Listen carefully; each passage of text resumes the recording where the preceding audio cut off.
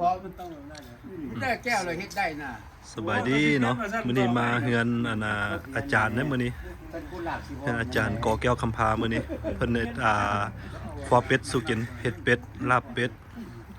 ลาบเลือดเนาะแล้วก็ปิ้งพี่กำลังปิ้งเป็ดอยู่พี่สบายดีเด้อพี่น้องอาจารย์กอแก้วคำพาเด้อนี่เด้อนี่อันนี้ก็เอาสลิโยพาเพลินเนาะมื้อนี้พามากินเป็ดเนาะมื้อนี้เนาะโอเคเอาแฮปปี้ไม่ดูท้องแก้วไปไม่ดูท้องแก้วโอ้กันมึงมีไดรเวอร์มึงกินมึงกินกูสิวะกำลังปิ้งเป็ดเนาะมื้อนี้เนาะพามาเบิ่งปิ้งเป็ดก่อนพี่น้องเริ่มเพราะมันดึงคืนเนาะอากาศก็หนาวแล้วเนาะเดี๋ยวนี้ต้องปิ้งเป็ดบ่ไปกินเด้อเป็ดโอ้พี่เบิ่งปิ้งเป็ดใส่ไฟให้เบิ่งพี่น้องพี่บ่เห็นหงแต่ว่าแซ่บฝีมือเพิ่นเอาเด้เดี๋ยวคืนนี่ได้บ่เอาคืนบ่มีทาง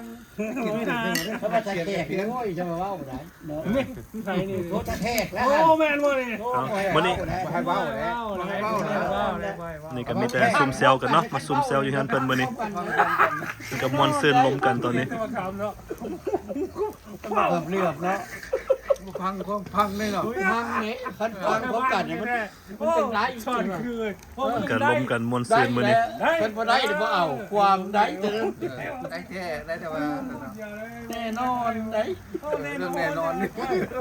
บ่ได้นอนจะได้โป้เนี่ยโอ้ยอายเจ้าก็สอนคือแท้สตะแขกสอนคือได้เสียงปิ้งเป็ดบ่มื้อนี้ปิ้งเป็ดกินเบียร์เนาะมื้อนี้เนาะมาเด้อขยะก็แท้แซ่บเด้อฮะโอ้โหคนเดือบไปปูให้แซ่บได้ผู้ใดเอื้อให้กินแล้วมื้อนี้ดมเว้าบ่คือไทยได้แก่บ่มีแล้วสิเว้าหันบ่เข้าไปไอ้วงผ่านก็หมดเที่ยวย่าแล้วตายแล้วจังหวะเป็นวันหนึ่งแต่เฮ็ดโอ้ว่าไปออยมาสิว่าเป็ดอยู่โอ้เอามาปิ้งเนาะพอดีเลยมื้อนี้ได้กินหัวเป็ดมื้อนี้อย่าเป็นวันสองคันแค่แท้บ่ปานใดคันเขาว่าเกี่ยงจางนี่น่ะแม่นพวกพี่น้องปิ้งเป็ดเนาะเต็มแถวเนี่ยก้มนะอันนั้นเขาว่าเกี่ยงแค่แท้คมหน่อยนึงโอเคใส่คมหน่อยนึงแถวเนี่ยทั้งนวดทั้งคมแถวยังงามแถวเนี่ยเขาว่าแค่แท้บ่แห้งแล้วพี่น้องซีเมืองจักบาทเฮานี่แหละหนังระบางเด้อเซนซิทีฟเด้อโอ้มันต้นใหญ่ทั้งนั้นด็อกเตอร์มันก็ว่ามันโอ้โหเนาะ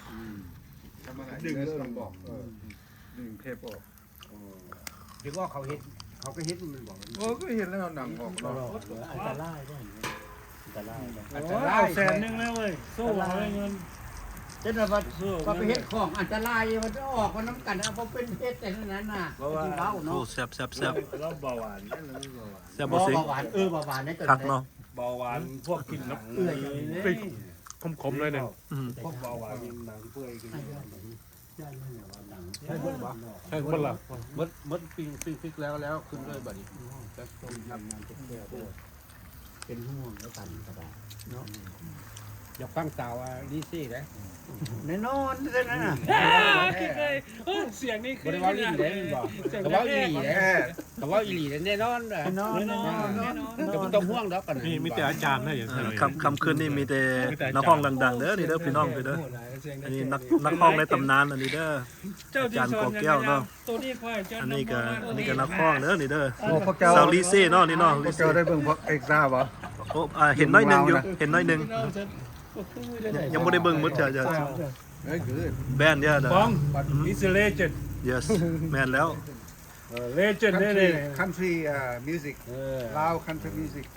กอแก้วคำผ้าเลยแมนอาจารย์กอแก้วคำผ้าเลยเนาะอาจารย์ในรุ่นนี้มีมือนึงเฮ้ยตัวกระแสเอามาโชว์เลยจะกันกระแสทันนะมีมือนึงแต่เฮาI cover ทุน90เอาไปวิกัดกระแสวิกัดsomedayอาจารย์ขอทำสบายดีพ่อแม่พี่น้องเนี่ยสบายดีทุกคนเด้อเขาต้องก่อนอยู่ทุกกล่องเนาะผู้ใดเห็นมันทำเพิ่นทำสบายดีเด้อพี่น้องนี่มื้อนี้เพิ่นคอเป็ดสู่กินมื้อนี้เฮ็ดลาบเป็ดปิ้งเป็ดมื้อนี้ทายพร้อมเด้อแม่นแล้วปิ้งเป็ดปิ้งไก่ของแท้อะไรนี่อันนี้เขาได้5เพ่งก้อน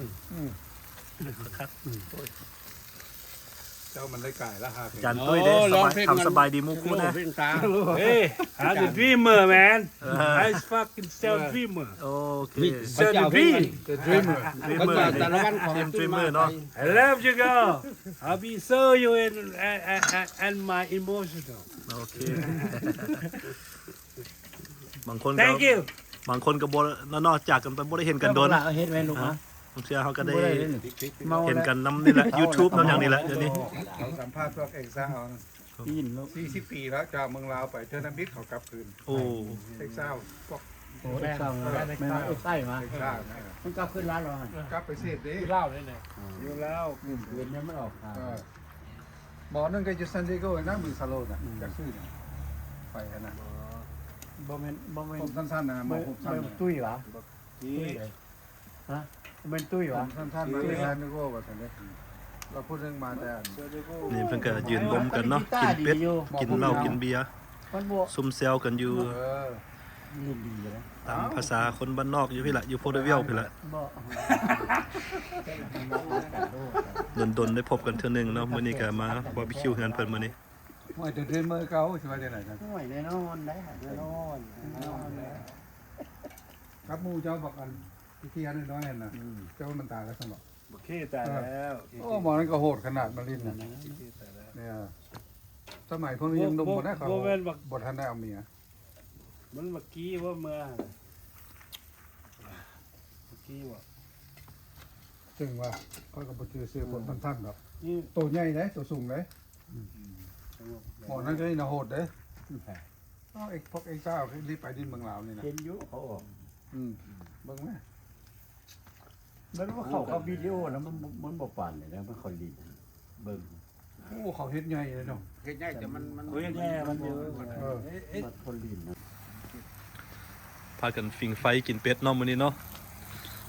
ปิ้ง เอาเดี๋ยวเจ้าเอาเดี๋ยว มาเด้อมาเด้อแฟสโนเอาเด้อเด้อเอาเด้อเด้อ เอาเดี๋ยวเจ้าเอาเดี๋ยว ใช่เอาบ่คือพวกกันที่พอดเมืองลาวไปกินอยู่ร้านอาหาร โอ้แม่นแล้วโอ้เพิ่น พวกนั้น เลาะเที่ยวทัวร์เลยแล้วเพิ่นทั้งเลาะกินเลาะถ่ายรูปใครเบิ่ง โอ้อาหารเมืองลาวถือกันเลยเนาะ แม่นละ very good เขาสนุกกิน โน่เอาเดี๋ยวไว้หน้าน่ะขั้นเกี่ยวไปงัวมาน่ะ whatever the South Asia น่ะเมืองลาวเขาสินัมเบอร์วันต่อไป เพราะว่า มึงเนาะนี่ทางพี่ไอ้ตุ้ยก็กำลังเฮ็ดลาบเนาะตอนนี้เนาะเด้อพี่น้องมากิน ทาน น้ำ ไหม กัน ทานแม่ลูกทาน เฮ็ด ไหมเอาเสื้อตาเดียวออกนะวันนี้ เฮ็ดลาบแซ่บๆพี่ เป็นได้เลยทอกแล้วได้เลย โอ้ตัวนี้ทอกแล้วเนาะตัวนี้เนาะพี่น้องเราพิซซ่าเด้อนี่เด้อเราพิซซ่าเพิ่นว่านี่ เนี่ย กำลังเฮ็ดเนาะ เอาพิซซ่า ตอนนี้ก็กำลังทอก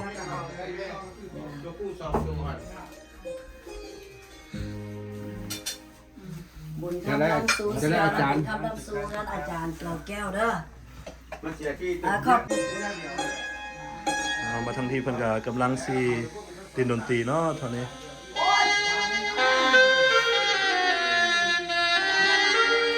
นี่ก็มาแทนอาจารย์มื้อนี้อาจารย์กอแก้ว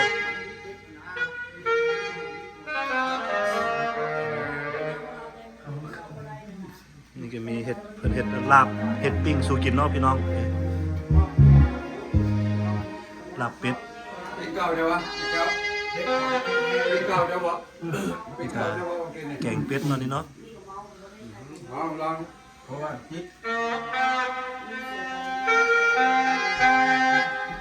เอาเพลงอันนั้นนะเอาเพลงบัก เมื่อใหญ่เลยอยากอยู่สุดหัวใจเอาไม่เลยคือสั่นเหตุใดน้องมาไปบอกคิดถึงวันสำคัญกับ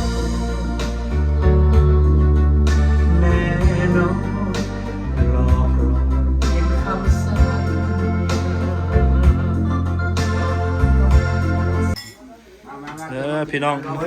มากินข้าวนํกันเนาะมื้อนี้เนาะนี่มาเฮือนอาจารย์กอแก้วคำพามื้อนี้เพิ่นเฮ็ดลาบสุกินเนาะมื้อนี้เนาะ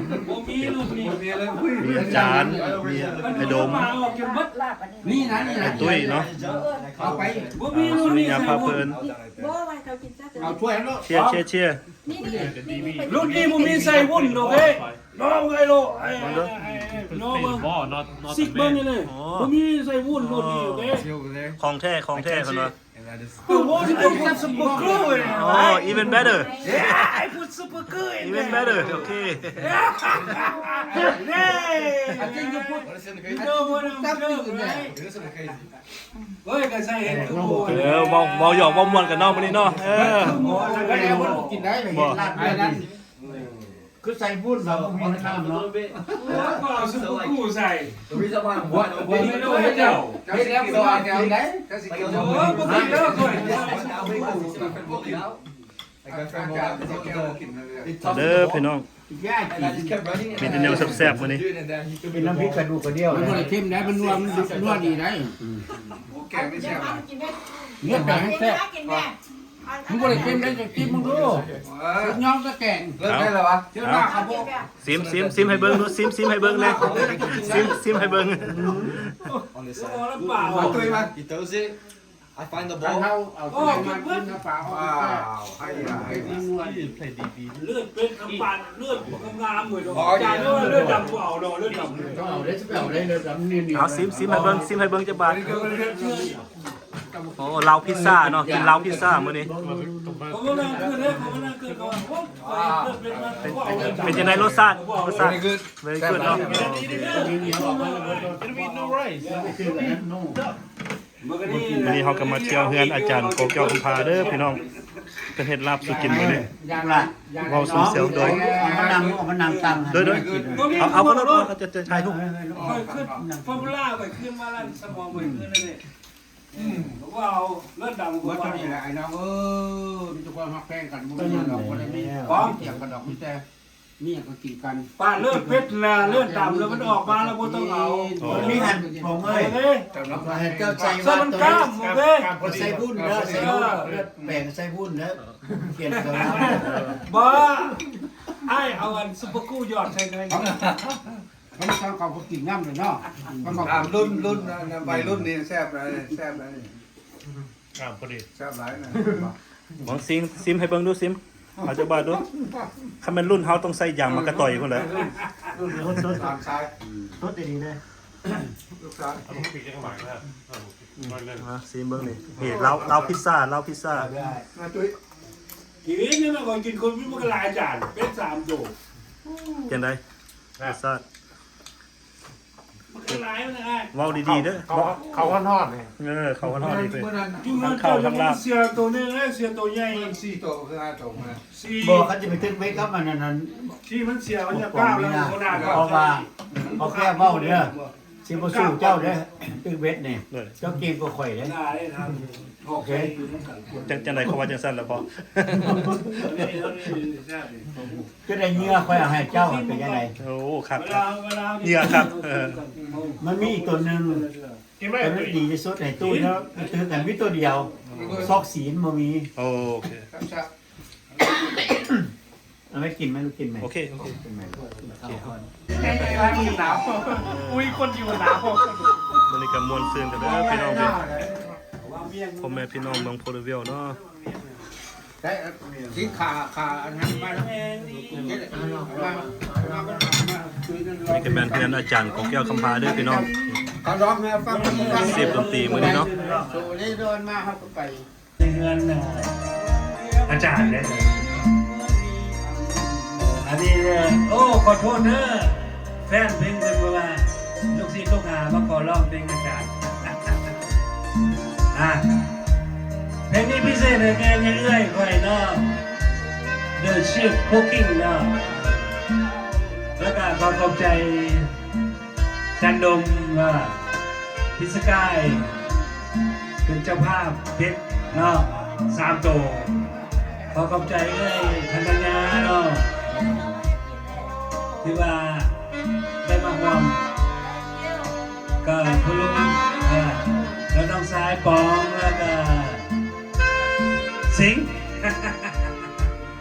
ส่งเสริมวันวันหน้าอันนี้มนต์หากวงเวียนอันนี้เป็นตัวแทนคนซื่อๆอาจารย์อนุญาตให้ลอง I love you all okay I do my best this is my legend I try my best alright sorry if I do mistake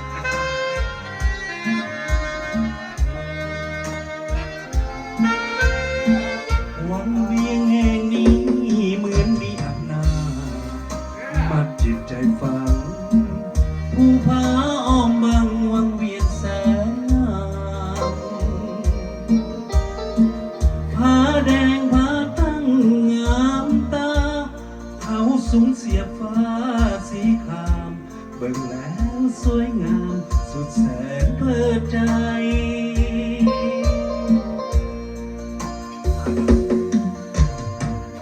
แก้มลำนำสองเฮาเพียงคู่ได้อยู่คู่กันกอดน้องเมื่อนานอายก็จากไปไม่เคยจะคิดเบื่อหน่าย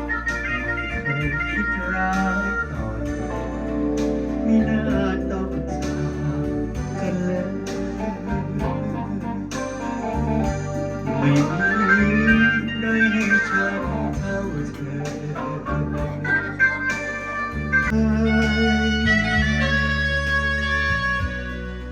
โอ้สวรรค์นั้นคงนานชีวิตร้ายเมื่อเราจากกันสุดที่รักโปรดหวนคืนมาโปรดคืนมาสร้างชีวิตใหม่เรื่องที่แล้วโปรดคิดอภัยโปรดอภัยให้ต่อกัน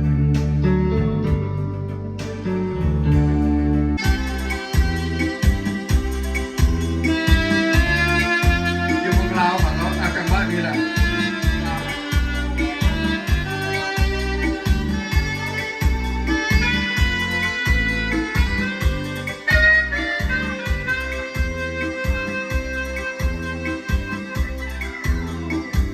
เคยเธอทุนักมาต้องนานแสนนานเอาเคยให้คำสาบานจะหักยังเย็นเพียงรอด้วยใจพอเคยหาจะขัดขืน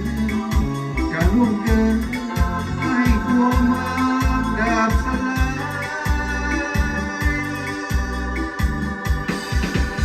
นมขาวน้องจงยินใจให้ความหมายมีทางทุกดวงวิไลดังคืนพ้นไฟอ่อนกว่าหักใดๆพอมีวันจะสลายจะอักษาเศร้าสวงในมนต์วิญญาณรู้ตัวกายไม่จึงมาเกิด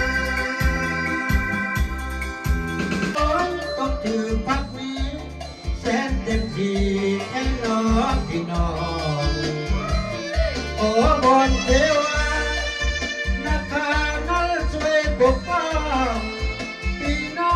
อย่าให้หน้าตองอย่าให้นักขอที่ร่วงเพีย